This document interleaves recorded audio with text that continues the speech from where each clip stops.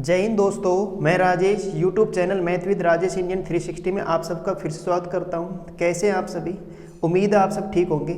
आज हम फिर से अपने सेशन को कंटिन्यू करते हैं। जैसा कि आपको पता ही है कि हम आरआरबी ग्रुप डी 4/10/2018 शिफ्ट 1 का पेपर क्वेश्चन कर रहे हैं, जो आज हम इस शिफ्ट 1 के पेपर क्वेश्चन को बेटा आज पूरा कंप्लीट कर देंगे हम। ठीक है ना, बचे हुए कुछ क्वेश्चन हैं वो आज मैं इस सेशन में कंप्लीट करा दूंगा। ठीक है, फिर शिफ्ट 2 का पेपर, इस डेट का शिफ्ट 2 का पेपर क्वेश्चन हम करेंगे। क्लियर है भाई? हाँ, तो जैसा कि आप पता है कि भाई रुक्मणी की जो वॉल्यूम 2 वाली बुक है उसके मैथ्स के क्वेश्चन हम कंप्लीट कर रहे हैं। मैं इस बुक को पूरा कंप्लीट कराने वाला हूँ। अगर हमारे आपने पिछली वीडियो नहीं देखी है तो आप उनको एक बार देख सकते हैं। ठीक है भाई? हाँ, तो बेटा आज के सेशन को हम शुरू करते हैं। ठीक है, तो जैसा कि आपको पता ही है कि हम 275 तक क्वेश्चन कंप्लीट कर चुके हैं। आज 276 क्वेश्चन से हम अपने सेशन की शुरुआत करेंगे। ठीक है भाई? हाँ, तो बेटा क्वेश्चन क्या कह रहा है देखो, आपका ये क्वेश्चन है 276। एक श्रेणी वाला सवाल है -3, -8, -13, -18 अनुक्रम में पहली 10 संख्याओं का योग क्या होगा। अनुक्रम में पहली 10 संख्याओं का योग क्या होगा, है ना। अनुक्रम में पहली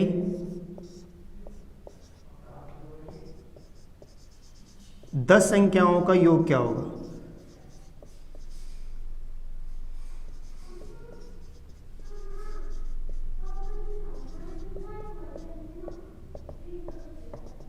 ठीक है बेटा, ये क्वेश्चन है अपना। तो भाई आप इसका योग निकालना चाहते हैं, पहले तो 10 टर्म्स चाहिए आपको, 10 संख्याएं चाहिए, उनको हमको योग निकालना है। तो देखो बेटा, श्रेणी समांतर श्रेणी की है तो हम इसे इस फॉर्मूले से कर लें क्या। योग बराबर आप जानते हो, हम एक फॉर्मूला जानते हैं n/2 2a + n-1 multiply d। ठीक है ना बेटा, ये है। तो n यहाँ पे क्या है, पदों की संख्या है। टोटल जो n का मान कितना है बेटा, 10 है। कितना है, 10। तो मैं a की वैल्यू निकाल लेता हूँ। पहले मैं बताऊँ तो a का मान -3 है।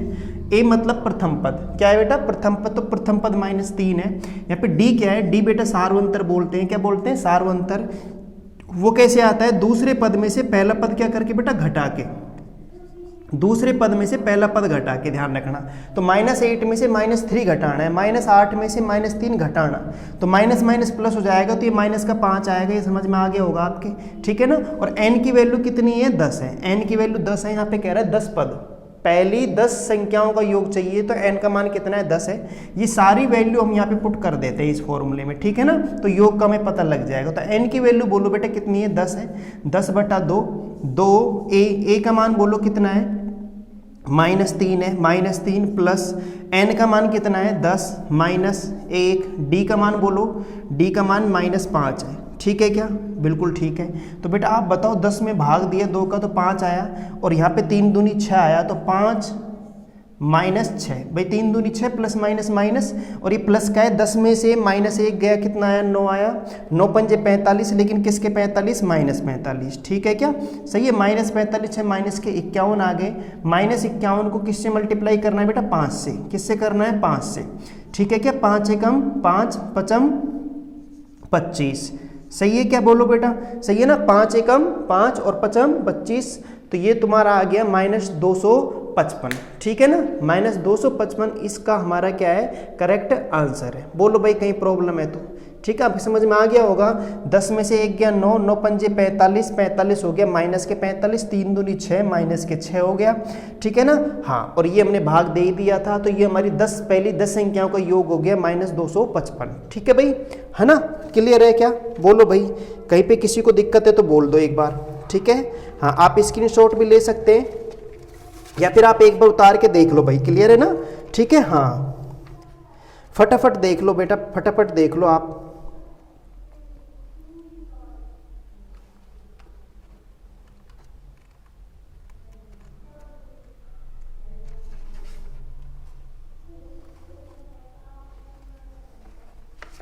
हाँ भाई, बोलो कोई दिक्कत है तो ठीक है क्या, आगे चले हम, सही है ना। तो ये आपके समझ में आ गया होगा कि योग का ये फॉर्मूला हमारा n/2 2a + n-1 गुणा d, ठीक है। आप याद रखना बेटा, n हमारे पास पदों की संख्या है, a मतलब होता है बेटा सार, वो ये प्रथम पद, a का मतलब क्या है प्रथम पद, d यहाँ पे डिफरेंस है यानी सार्वंतर है। सार्वंतर कैसे निकलता है, हमेशा दूसरे पद में से पहला पद घटा के, समझ में आया ना। तो अब हम नेक्स्ट क्वेश्चन करते हैं 277। ये क्वेश्चन क्या कह रहा है एक बार देख लेते हैं। ये क्वेश्चन हमसे कह रहा है बेटा, ये है आपका कंपाउंड इंटरेस्ट का है ना, चक्रवृद्धि ब्याज का, ठीक है। ये कह रहा है यदि आपने 40% सालाना ब्याज, तो बेटा दर दे रखी है 40%, तो आर दे रखी है 40% दर दे रखी है आपको, ठीक है। तो तिमाही शर्त बेटा तिमाही दे रखी है, ठीक है ना। और 100 रुपये का निवेश करता है ना, 100 रुपये क्या करता है निवेश करता है, यानी प्रिंसिपल मूलधन दे रखा है 100 रुपये मूलधन दे रखा है, और जो शर्त दे रखी है, शर्त दे रखी है वो त्रैमासिक दे रखी है, क्या दे रखी है तिमाही, तिमाही शर्त, समझ में आया ना। तो आपको चाहिए क्या, वो चाहिए तो 1 साल बाद आपको कितनी राशि प्राप्त होगी। तो बेटा आपको मिश्रधन निकालना है 1 साल का, क्या निकालना है मिश्रधन, ठीक है ना। हाँ तो देखो बेटा आप एक बात बताओ, जब शर्त तिमाही होती है तो तिमाही का मतलब ये होता है कि 1 साल में 4 बार हिसाब करोगे आप, हर तीसरे महीने में, ठीक है ना। ब्याज का हिसाब हर तीसरे महीने में होगा, ये तिमाही का मतलब है हर तीसरे महीने में होगा, तो साल में 4 बार हिसाब करोगे, और 4 बार हिसाब करोगे तो दर तो क्या हो जाएगी बेटा, दर तो क्या हो जाएगी चौथाई हो जाएगी। तो 4 का भाग दे दो तो बोलो बेटा 10% नहीं हो जाएगी क्या दर, ठीक है ना। और समय क्या हो जाएगा 4 गुना हो जाएगा, यानी 4 वर्ष हो जाएगा। बोलो यहाँ पे कोई दिक्कत हो तो, क्योंकि 1 साल का चाहिए ना, तो 1 को 4 से गुणा कर दो 4 वर्ष आ जाएगा, समझ में आया ना। जब शर्त तिमाही हो तो यानी आप समझ गए होंगे कि वर्ष तो कितना हो जाएगा 4, और दर क्या हो जाएगी चौथाई हो जाएगी, क्या हो जाएगी चौथाई। यहाँ पे किसी को दिक्कत है क्या, नहीं है ना, ठीक है भाई। अब आगे देख लेते हैं। अब अपना सवाल हो जाएगा, बताओ बेटा जैसे 1 साल का आपको पता है कि ब्याज क्या है, 1 साल का ब्याज 10 रुपये 100 रुपये पर, बोलो सही है ना, सही है। बोलो 10% की फ्रैक्शन वैल्यू 1/10 ही तो बनेगी, 1/10 तो 10 तो हमारा क्या हो जाएगा मूलधन, तो 1 रुपये ब्याज मिलेगा तो कितना हो जाएगा 11, समझ में आ रहा है नहीं आ रहा। तो 10 रुपये पर 1 रुपये ब्याज मिलेगा तो मिश्रधन हमारा 11 हो जाएगा। तो ये तो हमारा क्या है प्रिंसिपल ही अमाउंट है हमारा बेटा, ठीक है ना। तो 10 रुपये पर 11 हो गया हमारा, ठीक है। लेकिन ये 1 साल की बात है, हमारे पास समय कितना है 4 वर्ष है, तो 4 वर्ष का मतलब है इस पर पावर कितनी लग जाएगी 4 लग जाएगी। तो 10 की पावर 4 का मतलब बेटा 4 0, ठीक है। और 11 की पावर 4 का मतलब क्या हो जाएगा 14,146, समझ में आया नहीं आया, ठीक है ना। ये 10 की पावर किसकी वैल्यू है, ये 10 की पावर किसकी, 11 की पावर किसकी वैल्यू बेटा 4 की वैल्यू है, 11 की पावर 4 की वैल्यू, ठीक है ना। तो आप एक बात बता दीजिए हमें क्या, कि आप बताओ कि 1000 ये हमारा प्रिंसिपल है, और यहाँ पे प्रिंसिपल कितना दे रखा है 100 दे रखा है। तो आप बताओ बेटा 1000 किसके बराबर हो गया, सॉरी 10,000 किसके बराबर हो गया बेटा 100 के बराबर हो गया। तो 1 की वैल्यू निकालूंगा तो आप बताओ 1 की वैल्यू कितनी हो जाएगी, तो 1 की वैल्यू हो जाएगी 100/10,000, 2 0 कैंसिल तो 1/100 हो जाएगी। तो 1/100 का मान निकालो तो बताओ 2 अंक बाद दशमलव लगा दूं, तो 2 अंक बाद दशमलव लगा दूं तो हमारा प्रिंसिपल हो जाएगा 141.46, ठीक है ना बेटा। ये हमारा आंसर हो जाएगा, ठीक है 141.46, ठीक है क्या बोलो सही है ना, हाँ 46, ठीक है भाई, हाँ क्लियर है क्या, है ना। हाँ तो बेटा ये थोड़ा सा एक बार आप इसको देख लेना ना, यहाँ थोड़ा सा इसे सही कर लेना, 14,641 है बेटे ये ना 14,641, ठीक है। ये हमारे 4 घात में थोड़ी सी मिस्टेक हो गई, 14,641 आएगा, ठीक है क्लियर है क्या, है ना। ये ऑप्शन आपका करेक्ट आंसर है, क्लियर है क्या बोलो भाई। यहाँ पे कोई दिक्कत है तो नहीं भाई, 11 का वर्ग 121 हो गया, 11 का घन 1331 हो गया है ना, 14 का कितना हो जाएगा, मतलब 11 घात पावर 11 की पावर 4 आ जाएगी, तो 11 की पावर 4 का मान कितना हो जाएगा 146, 14,641, ठीक है ना 14,641। तो 14,641 आपका क्या हो जाएगा प्रिंसिपल मीन वो अमाउंट हो जाएगा। तो आप बताओ यहाँ पे जब मूलधन यहाँ पे तो 10,000 है, लेकिन आपको पता है मूलधन आपका है कितना 100 रुपये, तो तुम बताओ तो यहाँ पे 100 की वैल्यू करूंगा मैं बराबर करूंगा तो 1/100 आएगा, समझ में आया ना। तो यहाँ पे बताओ 100 मूलधन करूँ तो यानी 2 अंक पहले पॉइंट लगाऊंगा तो 2 अंक पहले यहाँ पे भी लगा दो, समझ में आ रहा है नहीं आ रहा। इसको मैं 100 बनाऊं तो बोलो बेटा 2 अंक बाद पॉइंट लगाओगे ना, तो 2 अंक बाद यहाँ पे भी लगा दो, ठीक है नहीं है। तो यहाँ पे तुम्हारा कितना हो जाएगा 146.41 आपका क्या हो जाएगा आंसर हो जाएगा, अमाउंट हो जाएगा। यहाँ पे कोई दिक्कत है तो बोलो भाई, सही है ना। तो बहुत आसान सवाल है, कोई दिक्कत है नहीं यहाँ पे, क्लियर है ना। आगे चले नेक्स्ट क्वेश्चन देखो। ठीक है भाई। हाँ, तो हमने पूरा अच्छी तरह पढ़ भी रखा है, कहीं कोई दिक्कत नहीं है। ठीक है, अगर समय 3 वर्ष हो तो बेटा घन कर देंगे, 4 हो तो 4 घात लगा देंगे, 2 है तो 2 घात लगा देंगे। आप इस प्रकार भी ऐसे क्वेश्चनों को किया जा सकता है। नेक्स्ट क्वेश्चन देखो 278 क्वेश्चन क्या कह रहा है। x और y एक दशमलव स्थान तक सही दिया गया है, ठीक है भाई, है ना, क्रम से 6.2 और 1.3 के रूप में लिखे जाते हैं, तो x अपॉन y के मान की ऊपरी सीमा क्या है? सिंपल बेटा, 6.2 और 1.3 एक्स अपॉन वाई की वैल्यू ही तो चाहिए, एक्स अपॉन वाई चाहिए ना, तो एक्स का मान तो 6.2 दे रखा है सवाल में और वाई का मान 1.3 दे रखा है, तो बताओ यही तो है। तो बोलो बेटा पॉइंट से पॉइंट कट ही जाएगा, तो 62 में आप बताओ 62 में कितने का भाग दे दो बेटा? 13 का भाग दे दो। समझ में आया है ना? तो बोलो 13 पंजे 65, 13 चौके 52, 65 तो ज़्यादा हो जाएगा ना, सही है। तो बोलो बेटे कितना बच गया? 11 बच गया। ठीक है, तो तुम बताओ पॉइंट लगाओगे, जीरो उतारोगे, 13 6 की 78, 13 7 91, 7 बार जाएगा। तो 4.7 किस ऑप्शन में देख लो बेटा, एक ही ऑप्शन ऐसा है 4.7, सही है ना। तो ऑप्शन डी इसका आपका करेक्ट आंसर है 4.77। समझ में आया ना? ठीक है भाई। हाँ, तो ये आपका विल भी करेक्ट आंसर है, कोई क्वेश्चन नहीं है। आप समझ गए होंगे मैं क्या कह रहा हूँ। एक्स की वैल्यू सवाल में दी हुई है, वाई की वैल्यू दी हुई है, दशमलव के एक स्थान तक की वैल्यू हमें पता है, तो एक्स अपॉन वाई की वैल्यू पूछ रहा है, तो एक्स का मान और वाई का मान, तो वाई का हमने भाग दे दिया, तो यहाँ पे आ गया 4.7। क्लियर है ना? तो ये हमारा सीधा सा क्वेश्चन था, यहाँ पे कोई प्रॉब्लम किसी को नहीं है। ठीक है भाई, है ना। नेक्स्ट क्वेश्चन देखते हैं 279 क्वेश्चन क्या कहता है। 279 क्वेश्चन पढ़ते हैं। ये आपका पाई चार्ट का क्वेश्चन है भाई। ठीक है, क्वेश्चन सीधा सा है, यहाँ पे कोई दिक्कत है नहीं। ठीक है, फिर भी मैं आपको बना देता हूँ एक बार। ठीक है भाई।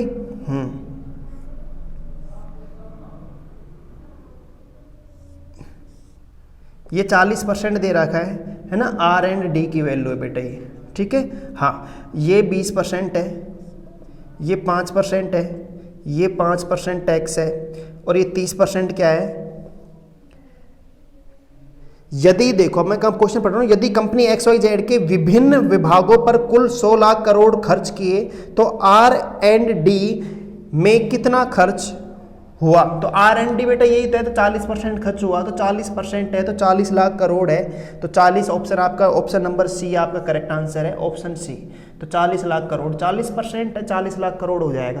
क्लियर है ना? कहीं कोई दिक्कत नहीं। मैं इसीलिए कह रहा था पाई चार्ट में ऐसे सवाल अभी तक नहीं आए जो वास्तव में आने चाहिए। ठीक है ना? हाँ, तो ये क्वेश्चनों में कहीं कोई प्रॉब्लम है ही नहीं पाई चार्ट वाले क्वेश्चनों में। ठीक है, बहुत सीधे सीधे क्वेश्चन है।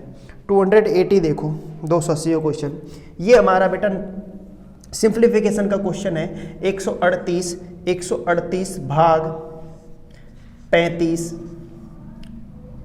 माइनस मंझला ब्रैकेट 53 माइनस 89 माइनस 72 भाग 9 गुणा 6,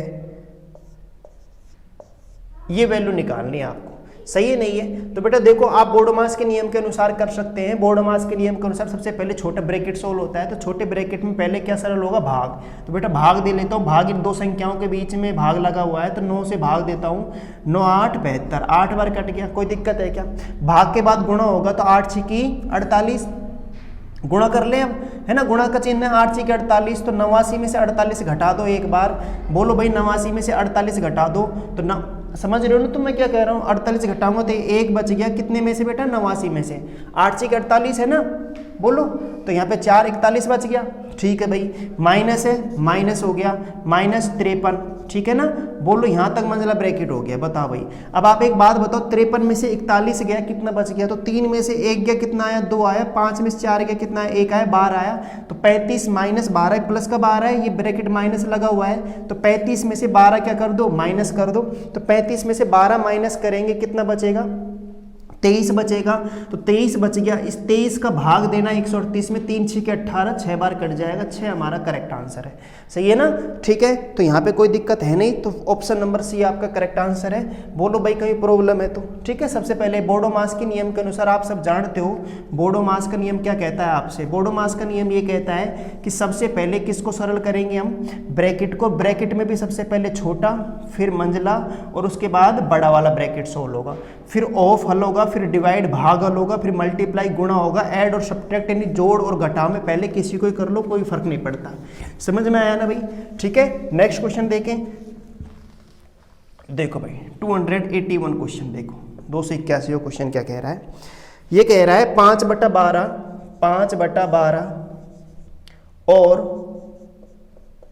और 12/5 का योग कितना है?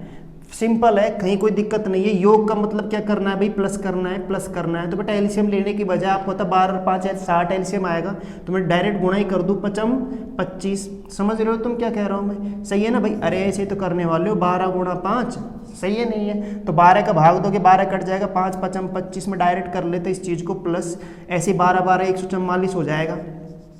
ठीक है, और 25 और 144 कितना हो गया? 169। 169 12 पंजे 60, तो 169/60 आपका करेक्ट आंसर है। तो ऑप्शन नंबर कौन सा है भाई? ऑप्शन नंबर सी इसका करेक्ट आंसर है। कहीं कोई दिक्कत है क्या?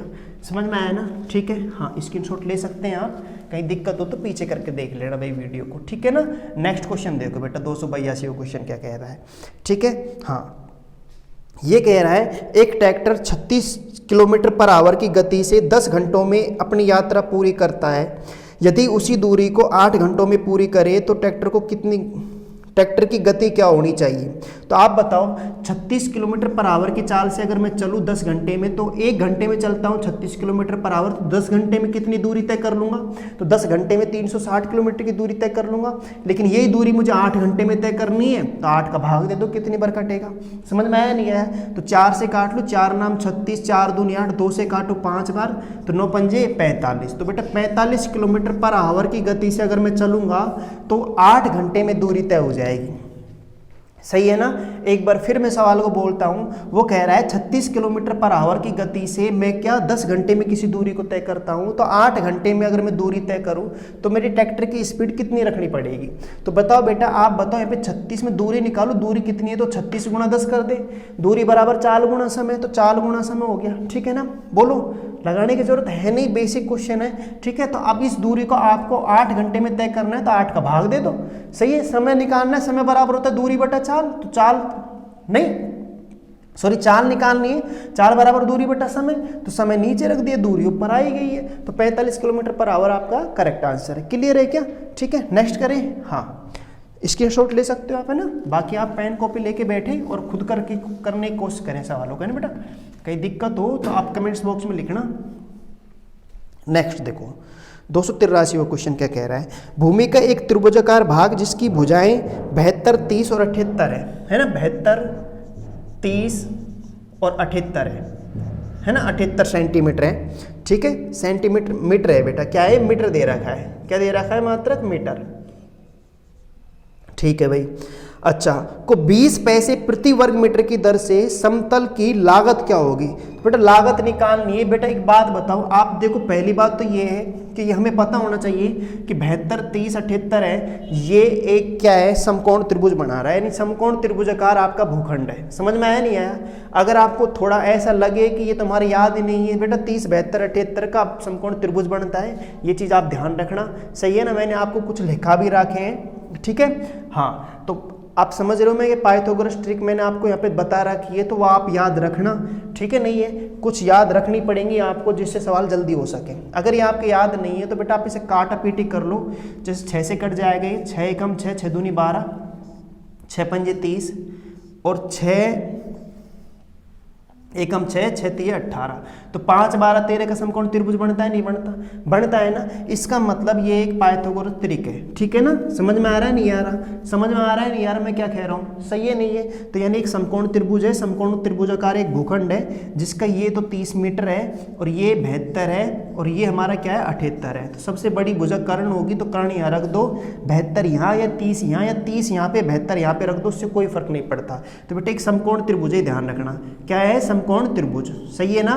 बोलो नहीं तो। और अगर आप चाहते हो कि नहीं मुझे कैसे पता लगे समकोण त्रिभुज है या नहीं है, तो आप एक चीज जानते हो, बड़ी भुजा का वर्ग दोनों छोटी भुजाओं के वर्गों के योग के क्या होना चाहिए? बराबर। अगर इन दोनों वर्गों का योग इसके वर्ग के बराबर है तो वो समकोण त्रिभुज बनाएंगी वो भुजाएं, अन्यथा समकोण त्रिभुज नहीं बनाएंगी। सही है ना? बोलो क्लियर है क्या? हाँ, तो यहाँ पे समकोण त्रिभुज बन रहा है, करके देखने की आवश्यकता है नहीं। ठीक है ना। हाँ, तो आप बताओ यहाँ पे कि ये समकोण त्रिभुज है तो मैं इसका क्षेत्रफल निकाल सकता हूँ, तो क्षेत्रफल निकाल लो। क्षेत्रफल का फॉर्मूला होता है 1/2 आधार गुणा ऊंचाई। तो 1/2 आधार कितना है 30 है, ऊंचाई कितनी है 72 है, ठीक है ना। तो तुम बताओ यहाँ पे ये आया 15, तो यह आ गया आपका कितना। अच्छा, यहीं पे खर्चा भी निकाल लो। 20 पैसे प्रति वर्ग मीटर की दर से क्या है खर्चा है, तो ये वर्ग मीटर स्क्वायर आ गया, सही है ना। टोटल क्षेत्रफल आपका इतना है और एक वर्ग मीटर स्क्वायर खर्चा 20 है, तो टोटल का कितना हो जाएगा 20। ऑप्शन रुपए में दे रखे हैं तो पैसे में, तो रुपए में बदलने के लिए 60 का क्या दे देंगे भाग, 100 का क्या दे देंगे भाग, सही है ना। हाँ, 1 रुपये में 100 पैसे होते हैं, 100 का भाग दे दो तो 20 पंजे 100, 5 से मैं काटू कितनी बार बेटा 3 बार, 3 दूनी 6, 3 दूनी 6, गुणा कर दो 3 दूनी 6, 3 7 21, 216 रुपये आपका आंसर है। समझ में आया नहीं आया, ठीक है ना। तो एक छोटा सा क्वेश्चन है, कहीं कोई दिक्कत है नहीं है, ऑप्शन नंबर डी इसका करेक्ट आंसर है, ठीक है। मैं दोबारा बोलता हूँ सवाल को कि 72, 30 और 78 से एक त्रिभुजाकार भूखंड है, उस पर 20 पैसे प्रति वर्ग मीटर की दर से आपको खर्चा निकालना है, सही है ना। तो आप एक बात बताओ, आपको ये चीज पता होनी चाहिए कि 30, 72, 78 से एक समकोण त्रिभुज बनेगा। समकोण त्रिभुज के जो क्षेत्रफल का फॉर्मूला होता है वो होता है 1/2 आधार गुणा ऊंचाई। तो आधार और ऊंचाई ये आएंगे। 78 आपको पता है कर्ण होगा, क्योंकि सबसे बड़ी भुजा है, सबसे बड़ी भुजा कर्ण होती है समकोण त्रिभुज में। तो 72 और 30 बच्चा, मैंने यहाँ पे वैल्यू रख दी है, क्षेत्रफल आ गया। आपसे 1 वर्ग मीटर स्क्वायर खर्चा 20 है, तो ये तो ज्यादा है, तो ज्यादा के लिए 20 से मैंने गुणा कर दिया। लेकिन ऑप्शन रुपए में, पैसे में नहीं है, रुपए में, तो मैंने 100 का भाग दे दिया, रुपए में चेंज कर लिया, काटा पीटी की, तो 216 रुपए अपना क्या आ गया खर्चा आ गया, ठीक है। नेक्स्ट क्वेश्चन देखें क्या, नेक्स्ट क्वेश्चन देखते हैं। तो क्वेश्चन नंबर 284 क्वेश्चन आप अपनी बुक में देखें भैया ना, 284 क्वेश्चन क्या कहता है। क्वेश्चन नंबर 284 ये हमसे कह रहा है कितने मूलधन का 6% वार्षिक दर से 10 वर्ष में साधारण ब्याज 120 रुपये प्राप्त होगा। साधारण ब्याज 120 रुपये प्राप्त होगा। आप बताओ बेटे, एक चीज जानते हो, साधारण ब्याज में आपकी जो ब्याज होती है वो दर गुणा क्या होती है, समय होती है। तो यहाँ पे समय कितना दे रखा है 10 वर्ष और दर कितनी दे रखी है 6, तो वास्तव में आपका 60% क्या आएगा ब्याज आएगा, 60%। समझ में आया नहीं आया। और 60% का ब्याज उसने दे रखा है 120 रुपये। कितना दे रखा है 120 रुपये, सही है। और आपको चाहिए 100% वैल्यू, बोलो चाहिए नहीं चाहिए 100% वैल्यू, बता दीजिए आप, सही है ना, बोलो ना 100% वैल्यू तो चाहिए। तो 60 का मान 120 है, तो डबल ही तो हो रहा है 120, 60 दूनी 120, तो 100 का मान 100% निकालो, तो 100 का कितना हो जाएगा 200 हो जाएगा। कितना हो जाएगा 200, ठीक है। लाइट चली गई बेटा ना, क्या करें, है ना, 2 मिनट वेट करते हैं ना, अगर नहीं आती है तो बेटा फिर कल करेंगे क्वेश्चनों को, नहीं आ जाती है तो ठीक है भाई, 2 मिनट इंतजार करते हैं बेटा ना, 2 मिनट, है ना। आप स्किप कर लेना वीडियो को, ठीक है भाई। हाँ आ गई, क्लियर है। तो आपसे मैं क्या कह रहा हूँ कि 60% की वैल्यू कितनी है 120 है, तो आप एक बात बताओ ना, 60 का डबल ही तो हो रहा है 120, है ना। तो 100 का डबल कितना हो जाएगा, अपन 100% वैल्यू चाहिए, है ना। तो 100%, 100 का वैल्यू कितना हो जाएगी 200 हो जाएगी। नहीं क्लियर है क्या, बोलो भाई, समझ में आ रहा है नहीं आ रहा मैं क्या कह रहा हूँ। तो 200 आपका क्या हो जाएगा करेक्ट आंसर हो जाएगा, ठीक है ना। हाँ, तो 200 आपका क्या हो जाएगा बेटा, प्रिंसिपल हो जाएगा, मूलधन हो जाएगा। मूलधन 100% होगा तो 100 की वैल्यू 200 हो जाएगी।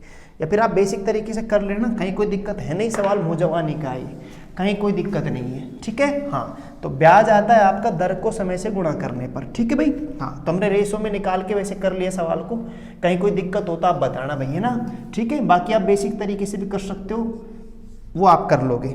नेक्स्ट देखो 285 क्वेश्चन क्या कह रहा है। जब एक राशि का निवेश 5 वर्षों के लिए किया गया तो इससे 5,250 रुपए की राशि प्राप्त हुई, ठीक है भाई।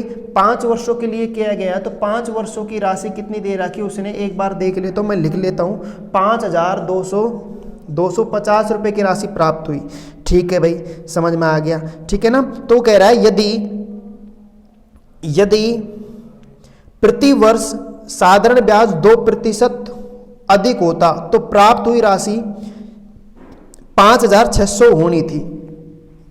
तो 5,600 राशि हो जाती अगर 2% ज़्यादा ब्याज होता तो। निवेश की गई राशि कितनी है ये आपको बताना है। तो देखो एक चीज़ बताओ आप मुझे यहाँ पे कि 2% ज़्यादा दर होती, दर कितनी ज़्यादा होती, रेट अगर 2% ज़्यादा होती, 2% क्या होती ज़्यादा, तो आपको ये धन ना मिलकर ये इतना धन मिलता। समझ में आया नहीं आया?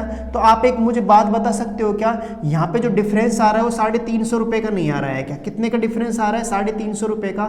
ये 350 रुपये का जो डिफरेंस आ रहा है वो 2% की वजह से आ रहा है, सही है ना? और आपको 10 वर्षों में दे रखा है, सॉरी 5 वर्षों में, कितने वर्षों में दे रखा है? 5 वर्षों का। 5 वर्षों का धन ये बन रहा है, लेकिन दर 2% ज़्यादा होती तो 5 वर्षों का धन इतना होता।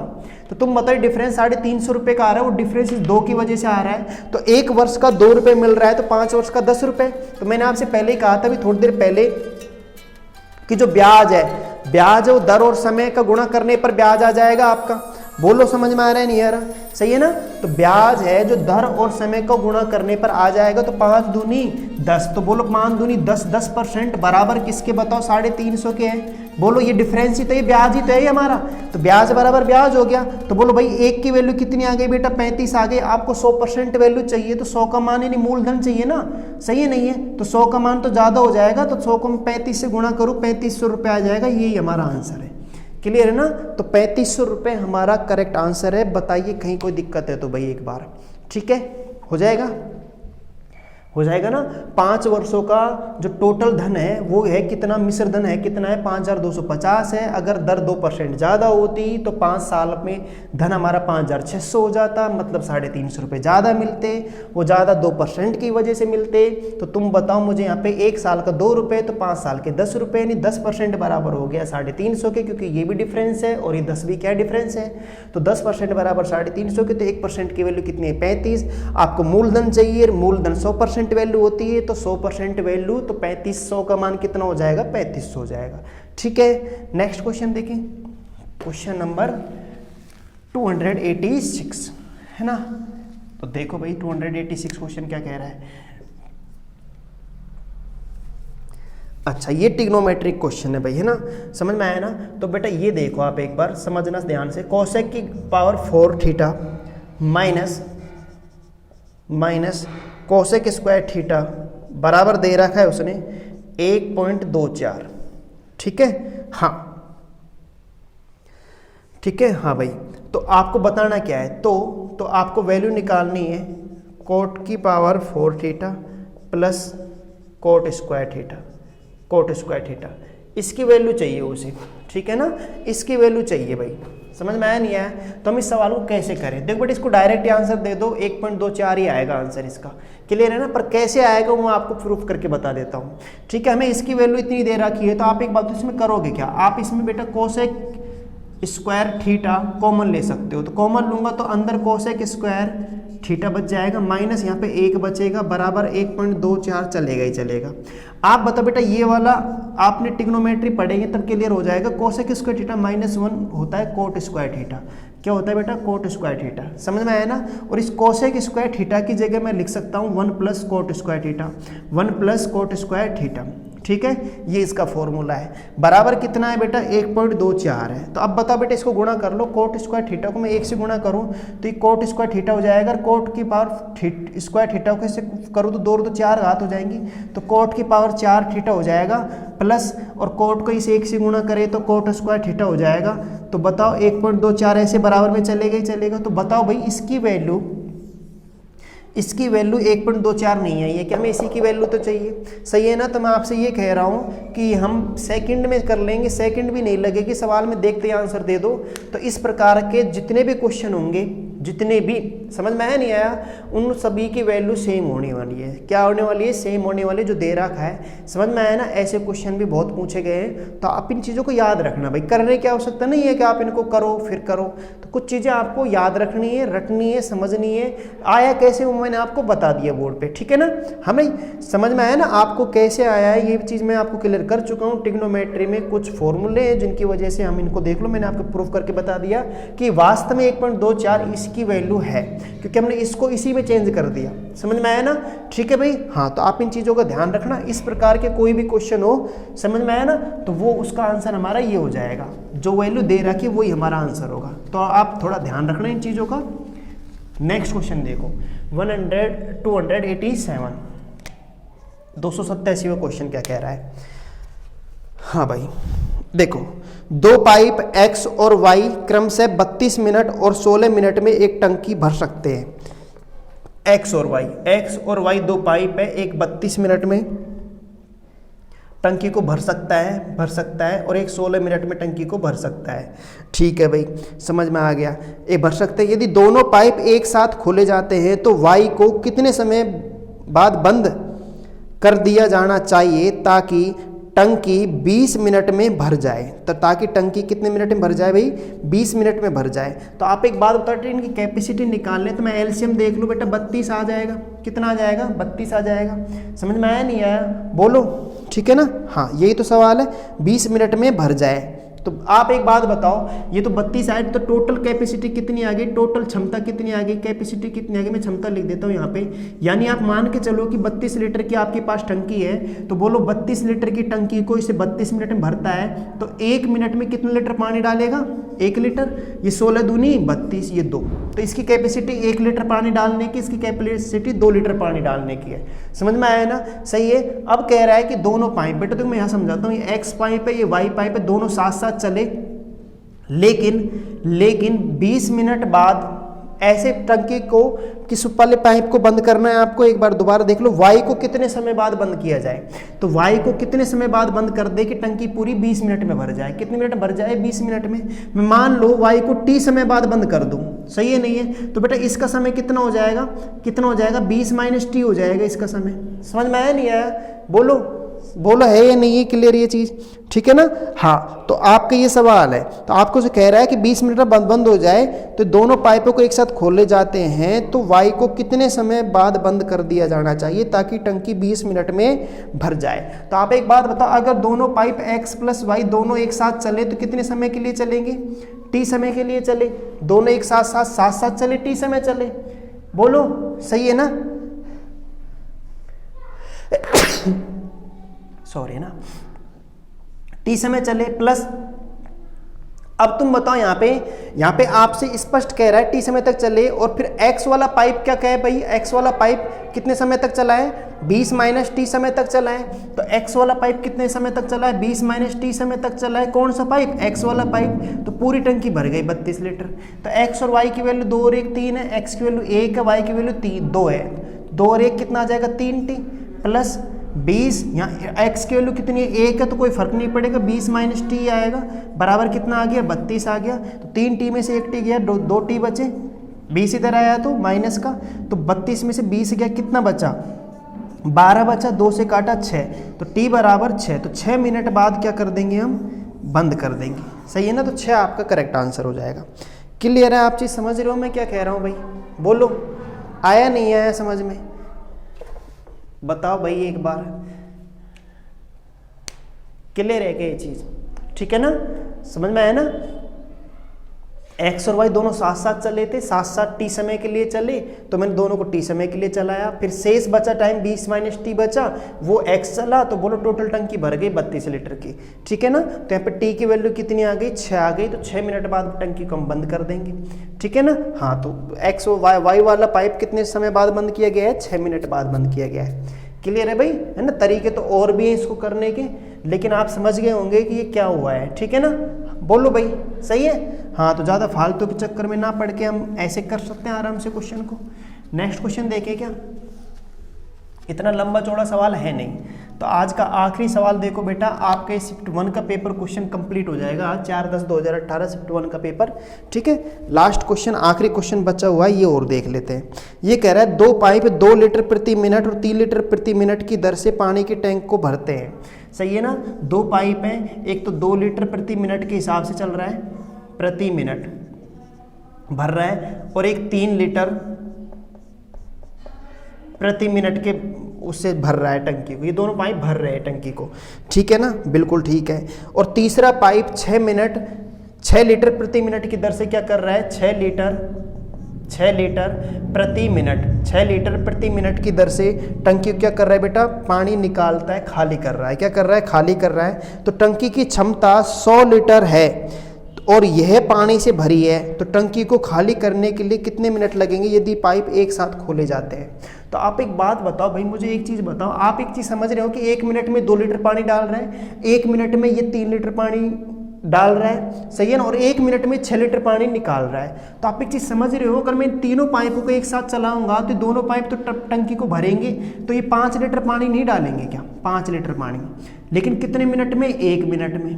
बोलो बोलो, समझ में आ रहा है नहीं आ रहा। और ये 1 मिनट में 6 लीटर पानी निकालेगा, 1 मिनट में 6 लीटर पानी ये क्या करेगा बेटा, निकालेगा, सही है ना। तो आप बताओ ना, 1 लीटर पानी निकल नहीं रहा है क्या, 6 में से 5 गए, 1 लीटर पानी निकल रहा है। तो 1 मिनट में 1 लीटर पानी निकल रहा है, और आपको पता है टंकी की कैपेसिटी कितने की है, 100 लीटर की है। तो 100 लीटर की है, तो 1 मिनट में 1 लीटर पानी निकलेगा, तो 100 लीटर पानी निकालने में 100 मिनट लगेंगे।